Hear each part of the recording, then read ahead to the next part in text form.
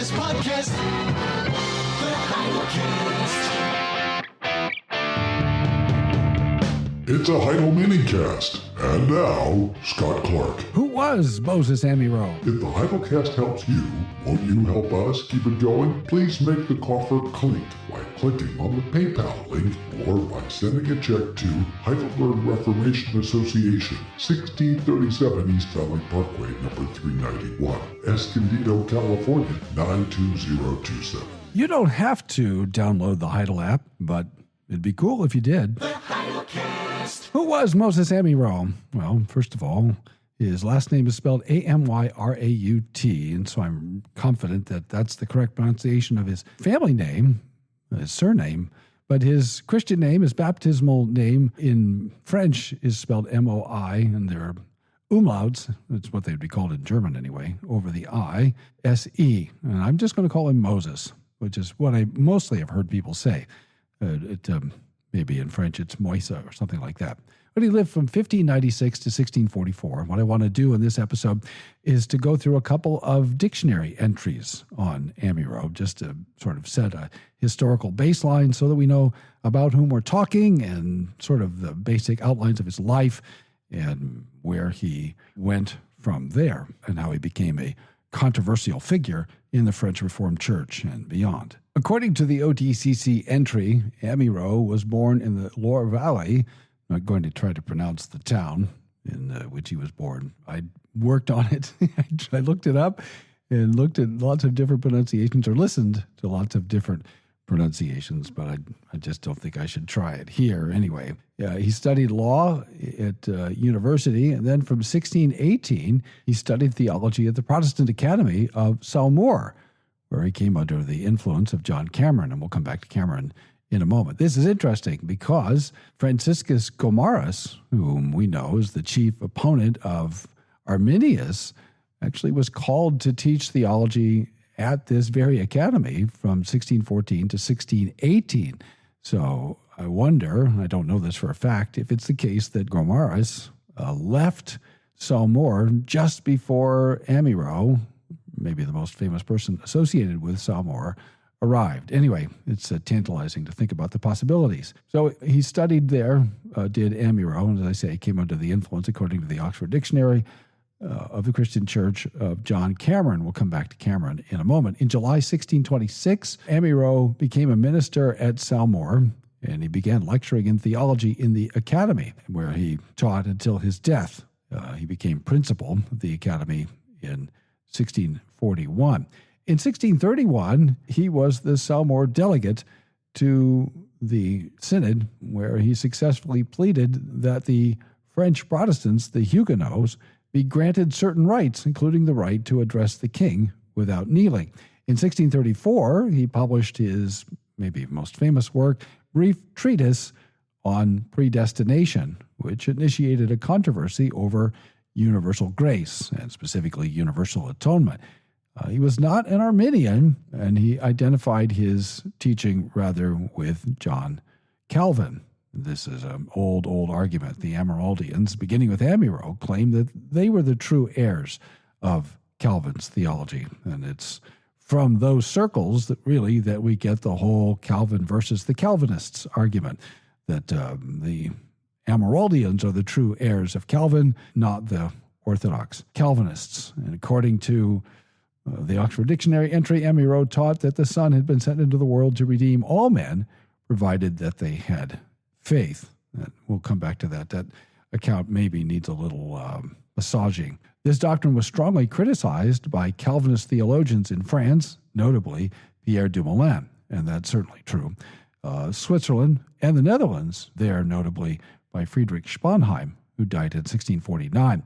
In 1637, Amyraut was tried for heresy at the Protestant Synod of Alençon, but surprisingly escaped condemnation. He published numerous treatises on grace and collections of sermons and biblical paraphrases, and he wrote a French treatise on Christian ethics and published it in 1652. And the entry ends by saying, ecumenically minded, he also remained royalist during the rebellions of French nobility against the king in 1648 through 1650.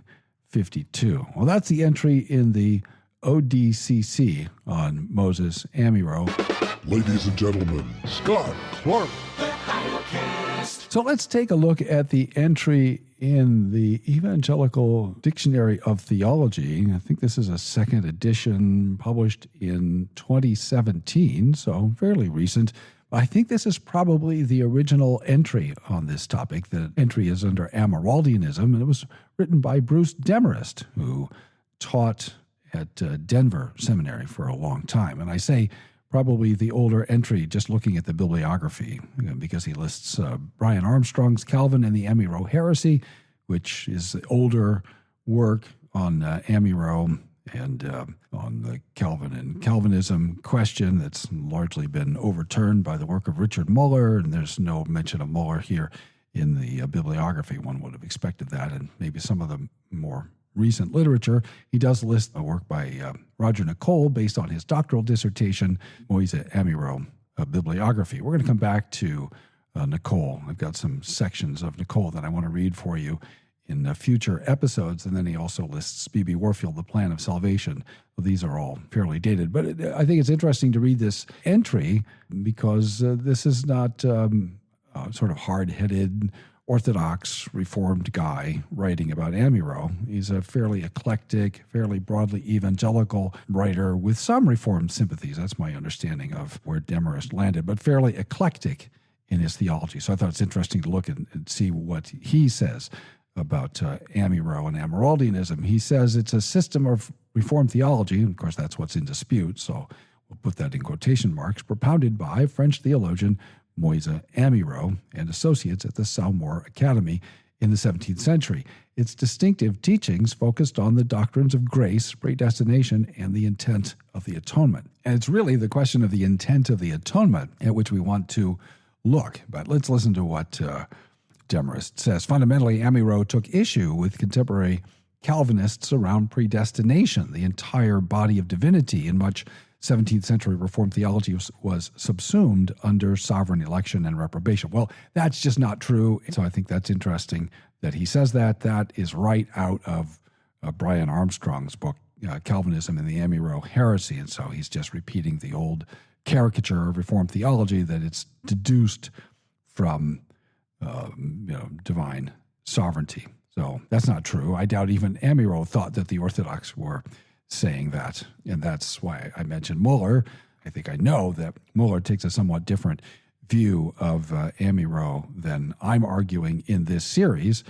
A lot of Muller's work can be interpreted as a response to Brian Armstrong's doctoral dissertation, I think 1969, and published by University of Wisconsin Press, which was widely influential for a long time, Calvinism and the Amyraut Heresy. And the premise here was that Amyraldian theology was, in some sense, heretical. And Muller has been arguing for some years, well, in fact, that's not true, and it's a part of the broader Reformed theology. And I'm sort of taking some issue with that. I mean, it's certainly true as a historical matter that, like Remonstrant theology, it arose within the sort of broad umbrella of Reformed theology, and within the Reformed Church, Amyraut was put on trial 3 times, as you'll hear in a minute, and he was never convicted. So like Arminius, he formally died as a minister in good standing in the Reformed churches, in this case in France. So in that sense, it's true. But it's also true that lots of Reformed people took issue with Amyraut and continue to take issue with Amyraut. And the difference, or at least one difference, is that the French were never able successfully to prosecute and convict Amyraut for his errors. And as far as I know, no Reformed church has done so since. And I guess if I think about it, one of the reasons why I think we need to think about this and to sort of work through these issues is that it's probably long past time for the Reformed churches to say officially, unequivocally, that Amyraldianism is beyond the pale, that it's outside the bounds of Reformed orthodoxy. As I say, it's practically the case that I think, for example, in our classes Southwest U.S. and the United Reformed Churches in North America, if a student came, and this did happen some years ago, and said, well, yeah, as it happens, I am Amyraldian, and I happen to be there at classes, not as a delegate, but just as an observer. And the student or the candidate, who was a recent graduate from seminary, gave some Amyraldian answers to questions, and it happened once, it happened twice, and maybe a third time. And first time I thought, well, he probably misspoke. Second time I thought, well, I don't know, maybe this is deliberate. And then I don't know if he said something again, but when the came time to take questions, I asked for the privilege of the floor, and the body graciously granted me the privilege. I just wanted to see if he was intentionally taking Amyraldian positions on things. And as it turns out, he was. And when the body found that out, well, they said, well, we're not having that. This guy can't be a candidate. And he failed his exam. So that's why I say that people are saying, well, it's within the pale of Reformed Orthodoxy, and we should accept Amyraldian candidates. And my experience is, no, we don't, and we won't, and I don't think we should. So there I think we would disagree with, and should disagree with, Demarest's premise here, that this is about who's doing Christ-centered theology and who's doing theology deduced from divine sovereignty as the sort of central dogma.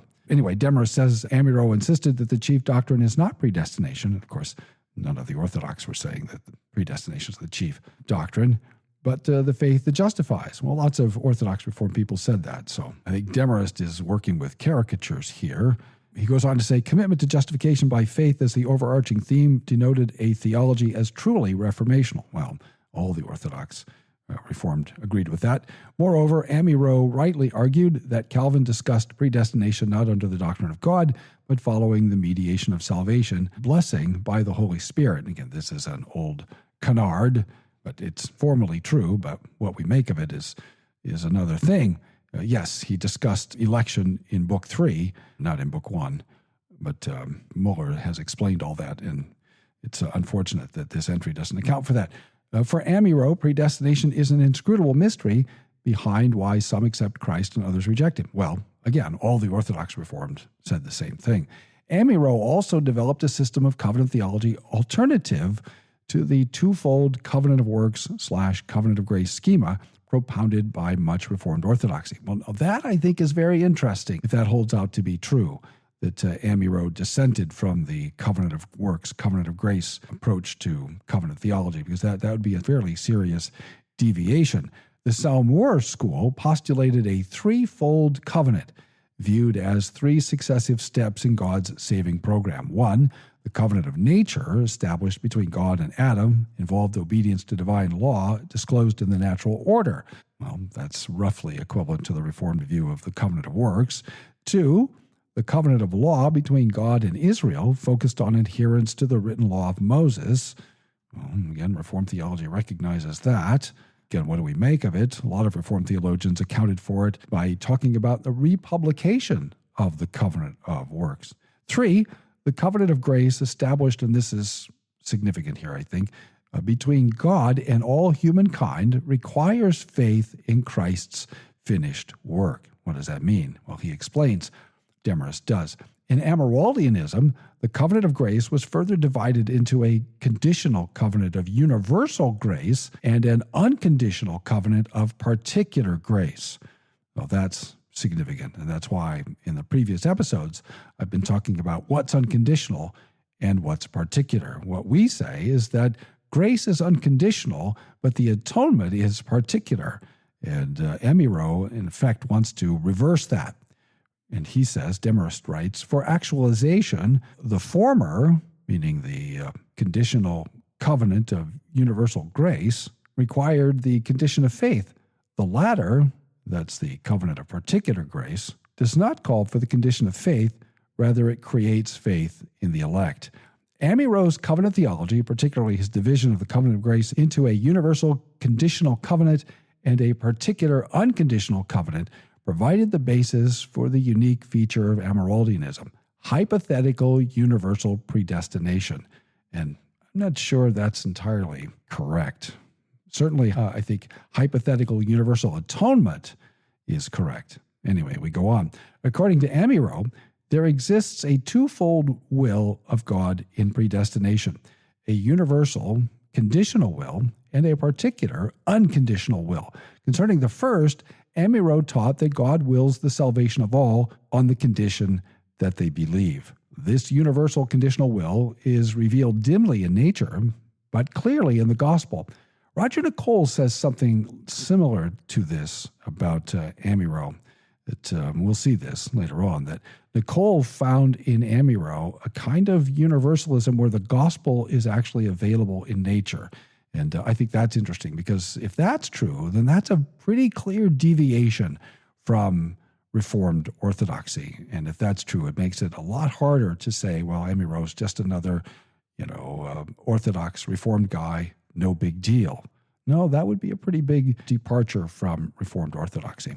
Demarest writes, implicit in this first will is the claim that if a person does not believe, God has not, in fact, willed his or her salvation. Without the accomplishment of the condition, that is faith, the salvation procured by Christ is of no avail.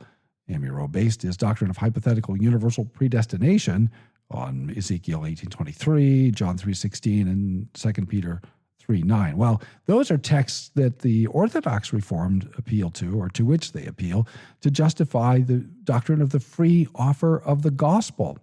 We say, no, Christ came and intentionally died to accomplish the salvation of the elect. But as you heard in the previous episode, we freely offer the gospel to all. But Amyraut wants to turn that around, and he wants to say, well, we can only offer it to all if Christ has died for all. And then you get into this, what seems to me to be a pretty serious tangle in terms of the way he analyzes and explains the divine will. I think the Orthodox simply want to say God has a secret will about which we don't know. We know that it is. We don't know what it is. And he has a revealed will. And the revealed will is that we offer the gospel to all. And we say that, behind the scenes, as it were, God has an elect, and it's those for whom Christ intentionally died. Call or text now, 760-618-1563. He goes on finally, and there's a longer discussion that I don't think is very helpful to go through because I don't think it's very clear. He writes, does Demarest, the intent or extent of Christ's atonement is implicit in the foregoing discussion. Amyraldianism postulated a universalist design in the atonement and particular application of its benefits. Amyraldianism thus upheld this formula. Jesus Christ died for all sufficiently, but only for the elect efficiently. So that's a different use of Peter Lombard's sufficient, efficient distinction. The traditional use of it is to say that the death of Christ is sufficient for all, but efficient for the elect. But Amyraut and the Amyraldians said, no, Jesus Christ died sufficiently for all, but only for the elect efficiently. That's a little different way of construing things. Amyraut believed, writes Demarest, that his teachings on the twofold will of God and the twofold intent of the atonement were derived from Calvin himself, contra much 17th century Calvinism and Arminianism.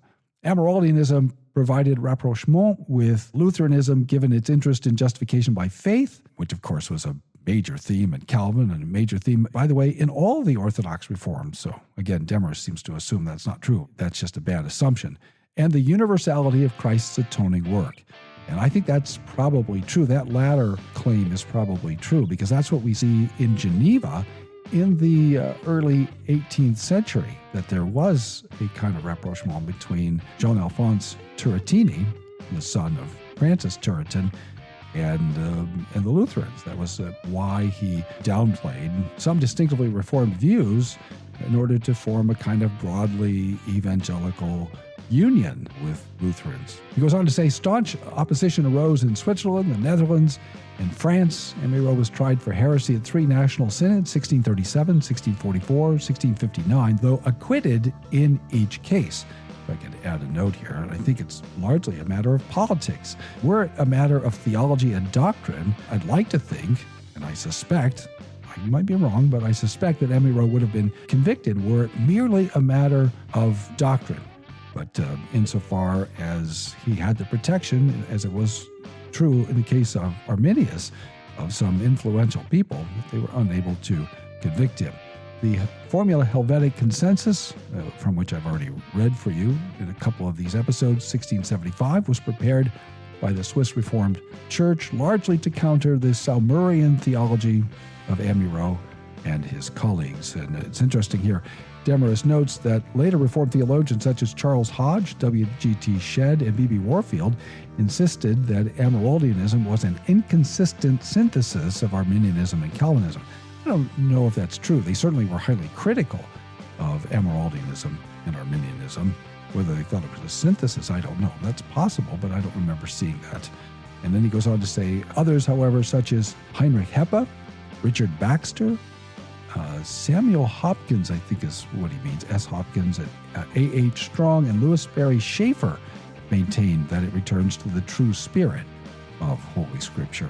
Anyway, a couple of interesting entries to sort of give us a little biographical sense of Amyraut and some of the historical questions and some of the historiographical questions, how we tell this story. We'll pick this up next time. Thanks for listening. Tune in tomorrow for more from the Heidelcast, brought to you by Heidelberg Reformation Association.org. Don't forget, when the coin in the coffer clinks, the cost of bandwidth shrinks. Copyright Heidelberg Reformation Association. All rights reserved. This is a Heidel Media production. To this podcast.